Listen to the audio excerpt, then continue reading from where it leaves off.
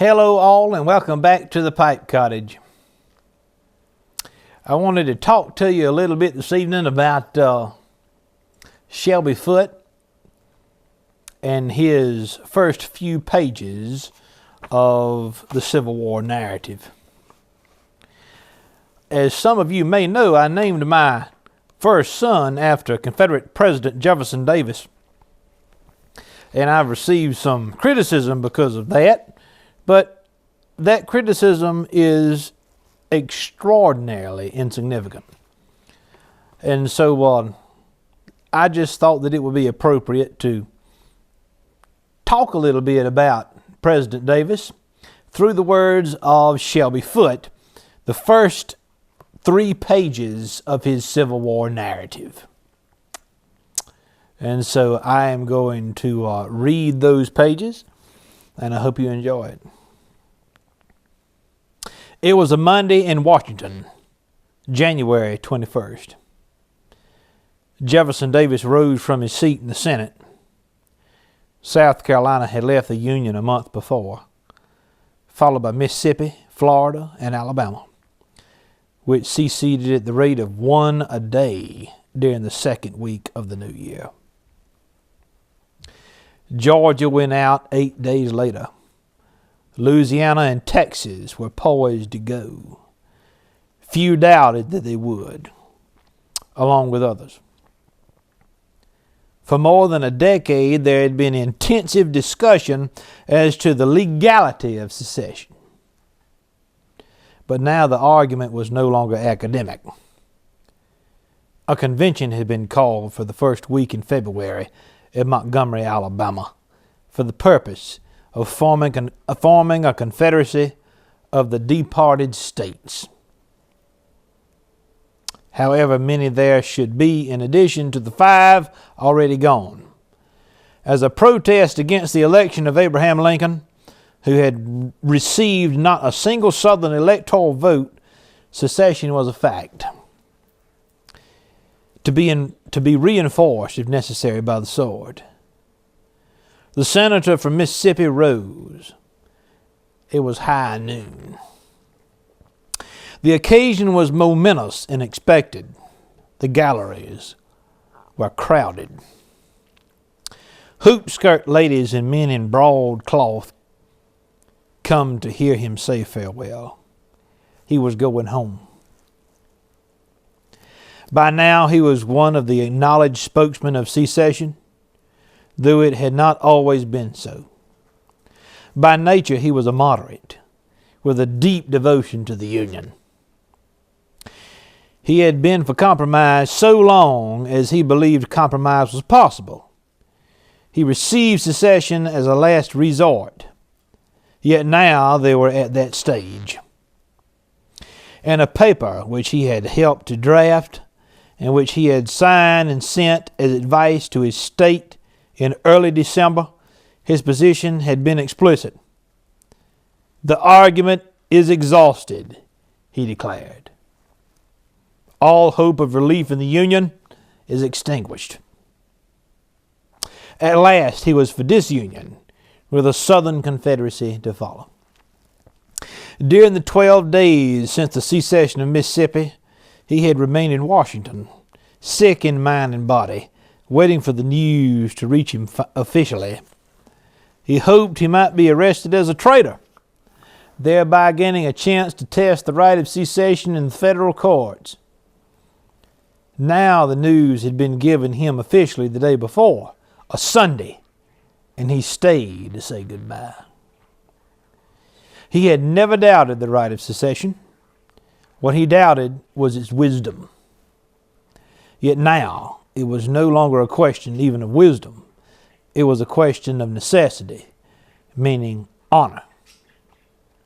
On the day before Lincoln's election, Davis had struck an organ tone that brought a storm of applause in his home state. "I glory in Mississippi's star," he cried. "But before I would see it dishonored, I would tear it from its place, to be set on the perilous ridge of battle, as a sign around which her bravest and best shall meet the harvest home of death." Thus he spoke in November. But now in January, rising to say farewell, his manner held more of sadness than defiance. For a long moment after he rose, he struck the accustomed preliminary stance of the orators of his day, high-stomached, almost sway-backed, the knuckles of one hand braced against the desk top, the other hand raised behind him with the wrist at the small of his back. He was dressed in neat black broadcloth, cuffless trouser legs crumpling over his boots, the coat full-skirted with wide lapels, a satin waistcoat framing the stiff white bosom of his shirt, a black silk handkerchief wound stockwise twice around the upturned collar and knotted loosely at the throat. Close-shaven, except for the tuft of beard at the jut of the chin, the face was built economically close to the skull, and more than anything it expressed an iron controlled by the brain within that skull. He had been sick for the past month, and he looked it. He looked, in fact, like a man who had emerged from a long bout with a fever, which was what he was, except that the fever had been a generation back, when he was 27, and now he was 52.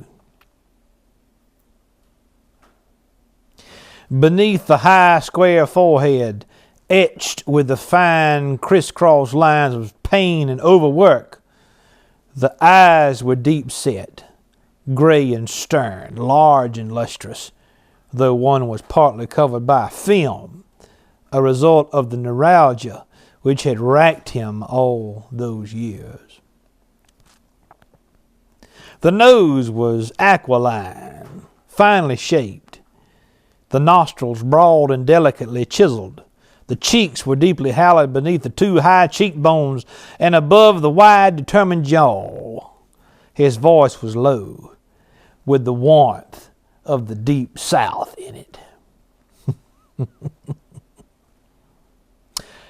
I rise, Mr. President, for the purpose of announcing to the Senate that I have satisfactory evidence that the state of Mississippi, by a solemn ordinance of her people in convention assembled, has declared her separation from the United States. Under these circumstances, of course, my functions terminate here. It has seemed to me proper, however, that I should appear in the Senate to announce that fact to my associates, and I will say but very little more. His voice faltered at the outset, but soon it gathered volume and rang clear, like a silver trumpet, according to his wife, who sat in the gallery. Unshed tears were in it, she added, and a plea for peace permeated every tone. Davis continued. It is known to senators who have served with me here that I have for many years advocated as an essential attribute of state sovereignty the right of a state to secede from the Union. If I had thought that Mississippi was acting without sufficient provocation, I should still, under my theory of government, because of my allegiance to the state of which I am a citizen, have been bound by her action. He foresaw the founding of a nation, inheritor of the traditions of the American Revolution. We but tread in the paths of our fathers when we proclaim our independence and take the hazard, not in hostility to others, not to injure any section of the country, not even for our own pecuniary benefit, but from the high and solemn motive of defending and protecting the rights we inherited, and which it is our duty to transmit unshorn to our children. England had been a lion. The Union might turn out to be a bear, in which case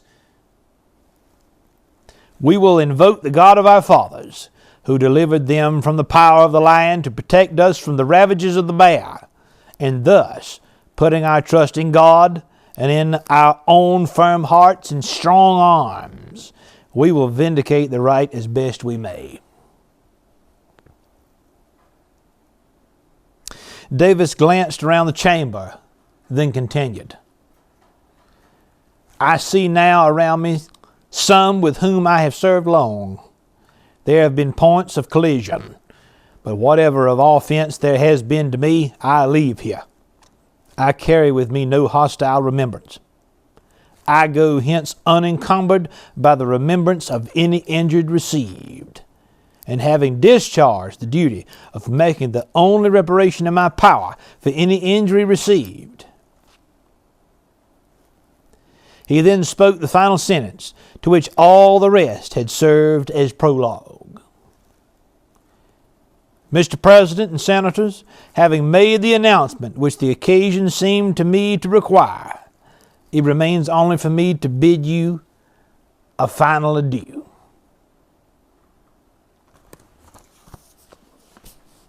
Ladies and gentlemen, if you have not read Shelby Foote's Civil War, you owe it to yourself to do it. If there ever was an event in American history that we as Americans need to study right now, it's the events that led up to the American Civil War, the 1850s, the early 1860s. I also wanted to make a brief comment that I am starting a new channel, and if you want to know about that new channel, the title is Dr. Alan Harrelson is the name of the channel. I'll put a link below in this video here. But on the new channel, we are going to be talking more and more about history and literature, faith, about the land, about topics that are important to me. I will not refrain from my opinions. On that channel, I will say exactly what I think, and I will reserve the right to be exactly who I am in that particular genre, in that particular channel. This channel will be focused more and more on pipes and tobacco, but if you are remotely interested in my thoughts on various topics, historically or otherwise, then I would invite you to go and visit the new channel that we have started. And I don't know why you would. They are humble and insignificant comments and thoughts and commentary. But if you're so inclined, I would be gracious if you would, I would be grateful and thankful if you would graciously become a part of that new venture that we have started. Dr. Alan Harrelson is the name of the channel. And so until we meet again, this is Alan Harrelson with the Pipe Cottage. Thank you for stopping by.